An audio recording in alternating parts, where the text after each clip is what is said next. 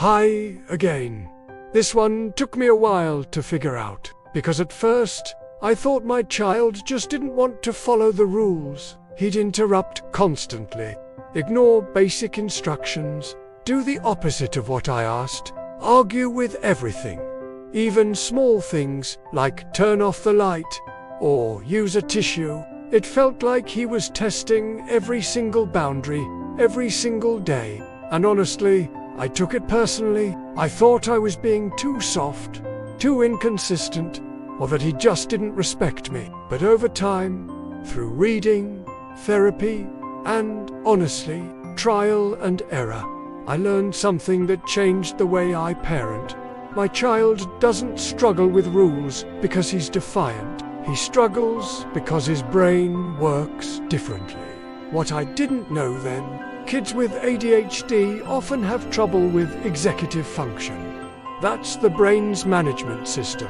It helps with things like starting a task, stopping a task, switching between tasks, holding information in working memory, managing impulses. So when we say, follow the rules, what we're really asking is for a child to stop what they're doing. Remember what's expected, control an urge, and shift behavior. In real time, that's hard for anyone.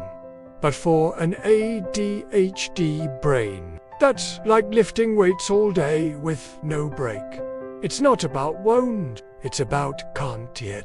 Why rules feel different to an ADHD child. Here's what I've learned watching my child. He doesn't want to break the rules, but in the moment, especially when emotions are high, the rule flies out the window. His brain chooses speed over reflection, urgency over consequence. This is why consequences often don't work the way we expect. He's not learning from punishment, because his brain wasn't fully in control when it happened. What happens when I push harder? When I tried to double down, get stricter, be more consistent, hand out more consequences? Things got worse. More power struggles, more yelling, more disconnection, because I was focused on control, not connection. And here's what research shows. For ADHD kids, relationship is the foundation. If they feel safe and seen, they're more likely to cooperate. Not perfectly, not every time, but more often. What helps us? Now, let me share some of the things we've learned. Slowly, painfully, but with love. 1. Fewer rules. Clearer rules. We used to have a rule for everything. Now, we focus on a few non-negotiables. Be safe. Be kind. Be respectful. Then we give specific examples of what that looks like. Not be respectful, but say, excuse me when you want to speak. Keep hands to yourself. Use calm words when you're upset. The clearer the expectation, the more his brain can actually follow it. 2. Use visuals and reminders. He can't hold 5 steps in his head, so we post reminders. A chart on the wall, a sticky note by the sink, a checklist by the door. These aren't punishments, they're supports. They take the pressure off his brain and give him tools to succeed. 3. Practice rules outside the moment. We rehearse expectations when things are calm. We role-play how to ask for a break. We practice how to respond when something's unfair. We talk about what could you do next time. That way, when the moment comes, it's not brand new. 4. Collaborate on rules. I ask him, what helps you remember what to do? What should our rule be for screen time? What do we do if you break the rule? When he's involved, he's invested. It's not just my rule, it's our plan. 5. Gentle consequences, not punishment. When a rule is broken, we stay calm.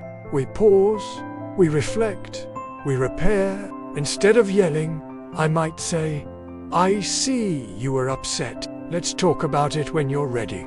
Then we focus on natural consequences. If he throws the toy, it gets put away for a bit. If he hits, we take a break to calm down and reconnect before returning to play.